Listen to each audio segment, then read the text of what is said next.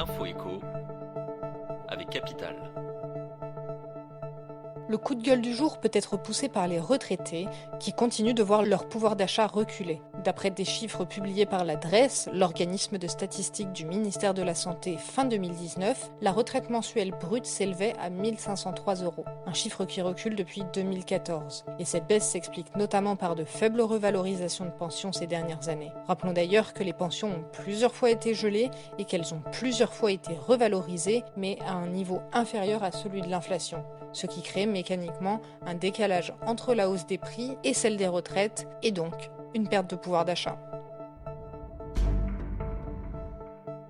Le chiffre du jour, c'est 685 € net. C'est le nouveau montant que recevront les demandeurs d'emploi de plus de 25 ans suivant une formation, soit près de 100 € de plus qu'avant. Pour rappel, les demandeurs d'emploi ne percevant pas d'allocation chômage et suivant une formation agréée par Pôle emploi peuvent être rémunérés. Hélas, le barème fixant le montant de cette rémunération n'avait pas été revalorisé depuis 2002, une situation pénalisante pour les stagiaires. Un décret, publié le 30 avril, met fin à cette situation. Et depuis le 1er mai, les jeunes de 18 à 25 ans révolus reçoivent de leur côté 500 € au lieu de 310 précédemment. Retrouvez tous ces nouveaux montants sur capital.fr. L'info pratique Capital. À la suite des annonces sur le déconfinement progressif, les couples ayant prévu de se marier dans les semaines à venir étaient sur le qui-vive. Comment pourraient-elles organiser leur cérémonie ? Les règles allaient-elles évoluer afin de leur permettre de convier leurs proches à célébrer leur union ? Il semblerait que oui.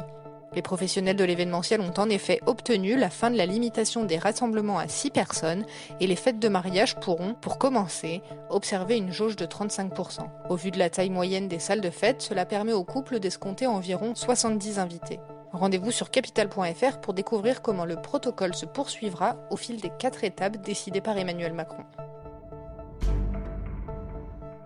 Et on termine par le petit chanceux du jour, ou presque. En Italie, un adepte des jeux à gratter a remporté 2 fois le jackpot en moins de 3 semaines au mois de février. 1 million d'euros la première fois, 2 millions la suivante. Chance de cocu ou entourloupe ?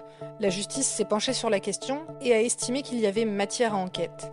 Elle soupçonne le chanceux d'avoir obtenu des informations ultra secrètes concernant les bureaux de tabac vers lesquels étaient dirigés les cartons gagnants. Elle est donc également à la recherche du complice qui lui aurait indiqué vers quel commerce se diriger pour obtenir ces gains faramineux.